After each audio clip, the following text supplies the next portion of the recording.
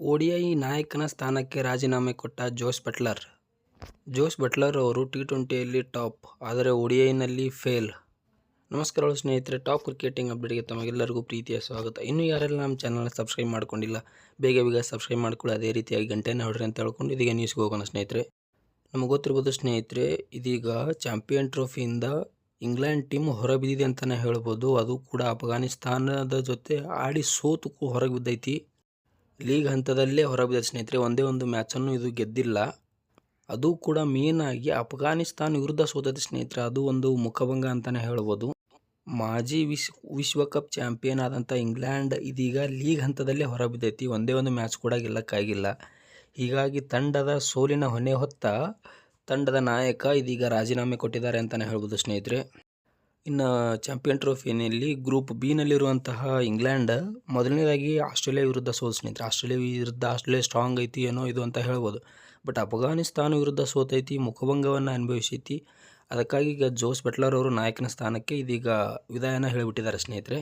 ಇನ್ನು white ball format ಇನ್ನು ಮುಂದೆ ನಾನು ಕ್ಯಾಪ್ಟನ್ಸಿಯಾಗಿ ಆಡೋದಿಲ್ಲ ಅಂತಲೇ ಹೇಳಿಬಿಟ್ಟಿದ್ದಾರೆ. ಇನ್ನು ಓಡಿಐನಲ್ಲಿ ಇವರ ಕೆರಿಯರನ್ನು ನೋಡೋದಾದ ಸ್ನೇಹಿತರೆ, 2023ರಲ್ಲಿ ನಮ್ಮ ಇಂಡಿಯಾದಲ್ಲೇ ಇತ್ತು ಸ್ನೇಹಿತರೆ, ಗೊತ್ತಿರ್ಬೋದು ವರ್ಲ್ಡ್ ಕಪ್ಪು. ಅದರಲ್ಲಿ ಕೂಡ ಹೀನಾಯವಾಗಿ ಸೋಲ್ತು. ಇದು ಗ್ರೂಪ್ ಹಂತದಲ್ಲೇ ಸೋತೋಯ್ತು. ಸತತವಾಗಿ ಎರಡು ಐ ಸಿ ಸಿ ಟೂರ್ನಮೆಂಟ್ಗಳನ್ನು ಲೀಗ್ ಹಂತದಲ್ಲೇ ಸೋತು ಹೊರ ನಡೆದಿತ್ತು ಸ್ನೇಹಿತರೆ ಇದು ಇಂಗ್ಲೆಂಡ್. ಇದೀಗ ಅದಕ್ಕಾಗಿ ಏನೋ ಇವರು ಕ್ಯಾಪ್ಟನ್ಸಿಯಿಂದ ಹೊರಗೆ ಇಳಿದಿದ್ದಾರೋ, ಇನ್ನು ಅವರೇ ಇಳಿಸಿದಾರೋ ಅಂತ ಗೊತ್ತಿದೆ. ಒಟ್ಟು ಕ್ಯಾಪ್ಟನ್ಸಿ ಓಟದಿಂದ ಇವರು ಹೊರಗೆ ಉಳಿದಾರೆ ಸ್ನೇಹಿತರೆ. ಇನ್ನು ಇವರು ODI ಕೆರಿಯರನ್ನು ನೋಡೋದಾದರೆ ಕ್ಯಾಪ್ಟನ್ ಆಗಿ ಇವರು 44 ಪಂದ್ಯಗಳನ್ನು ಆಡಿದ್ದಾರೆ ಸ್ನೇಹಿತರೆ ಕ್ಯಾಪ್ಟನ್ ಆಗಿ. ಅದರಲ್ಲಿ ಕೇವಲ 18 ಮ್ಯಾಚ್ಗಳನ್ನು ಗೆದ್ದಾರೆ. ಇನ್ನು ಬರೋಬ್ಬರಿ 26 ಮ್ಯಾಚ್ಗಳನ್ನು ಸೋಲು ಅನುಭವಿಸೈತಿ ODIನಲ್ಲಿ. ಅದಕ್ಕಾಗಿ ಇವರಿಗೆ ಕ್ಯಾಪ್ಟನ್ನಿಂದ ಹೊರಗೆ ಉಳಿದಿದ್ದಾರೆ. ಇನ್ನು ಅದಲ್ಲದೆ ಕಳೆದ ಕೆಲವು ದಿನಗಳ ಹಿಂದೆಯೇ ನಮ್ಮ ಇಂಡಿಯಾ ಸೀರೀಸ್ ಇತ್ತು ಸ್ನೇಹಿತರೆ. ಅದರಲ್ಲಿ ODI 3-3 ಸೋತಿತ್ತು. ಇನ್ನು T20ಯಲ್ಲಿ 1 ಮ್ಯಾಚ್ ಗೆದ್ದು 4 ಸೋತಿತ್ತು ಸ್ನೇಹಿತರೆ. ಅದು ಕೂಡ ಫೇಲ್ ಅಂತಲೇ ಹೇಳ್ಬೋದು ಅದರಲ್ಲಿ ಕೂಡ. ಬಟ್ ಇನ್ನು T20ಯಲ್ಲಿ ನೋಡೋದಾದ್ರೆ, T20ಯಲ್ಲಿ 2022ರ ಚಾಂಪಿಯನ್ ಸ್ನೇಹಿತರೆ ಇವರು.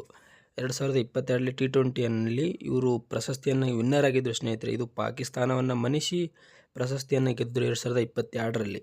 ಇನ್ನು 24ರಲ್ಲಿ ಇದು ವೆಸ್ಟ್ ಇಂಡೀಸ್ ನೆಲದಲ್ಲಿತ್ತಲ್ಲ, ಅಲ್ಲಿ ಸೆಮಿಫೈನಲ್ಗೆ ತಲುಪಿದ್ರು. ಅದರಲ್ಲಿ ಇಂಡಿಯಾ ವಿರುದ್ಧ ಇವರು ಸೋತು ಹೊರ ನಡೆದರು, ಬಟ್ ಸೆಮಿಫೈನಲ್ಗೆ ಹೋಗಿದ್ದರು. T20ಯಲ್ಲಿ ಇವರು ಹೇಳ್ಕೊಳ್ಳುವಂಥ ಪ್ರದರ್ಶನ ನೀಡಿದ್ದಾರೆ. ಬಟ್ ODIನಲ್ಲಿ ಇವರು ಫೇಲ್ಡ್ ಕ್ಯಾಪ್ಟನ್ ಆಗಿದ್ದಾರೆ. ಅದಕ್ಕಾಗಿ ಇವರು ಇದೀಗ ಸ್ಟೆಪ್ ಡೌನ್ ಆಗಿದ್ದಾರೆ ಅಂತಲೇ ಹೇಳ್ಬೋದು. ಇದೀಗ ಇವರಿಗೆ 34 ವರ್ಷ ಸ್ನೇಹಿತರೆ. ಇನ್ನು ಯಂಗ್ಸ್ಟಾರ್ಗಳಿಗೆ ಚಾನ್ಸ್ ಸಿಗಲಿ ಅಂತಲೇ ಇರ್ಬೋದು, ಏನು ಅಂತ ಗೊತ್ತಿಲ್ಲ. ಬಟ್ ನನ್ನ ಪ್ರಕಾರ ಕೊಟ್ಟಿದ್ದು ಚಲೋನೇ. ಬಟ್ ಇನ್ನೂ ಹೆಚ್ಚು ಅನುಭವಿಸ್ತರು ಹೊರ ಬರ್ತಾರೆ ಅಂತ ಹೇಳ್ಬೋದು. ನಿಮ್ಮ ಅನಿಸಿಕೆ ಏನು ಅಂತ ಹೇಳಿ ಕಮೆಂಟ್ ಮಾಡಿ. ಮತ್ತೆ ಸಿಗೋಣ.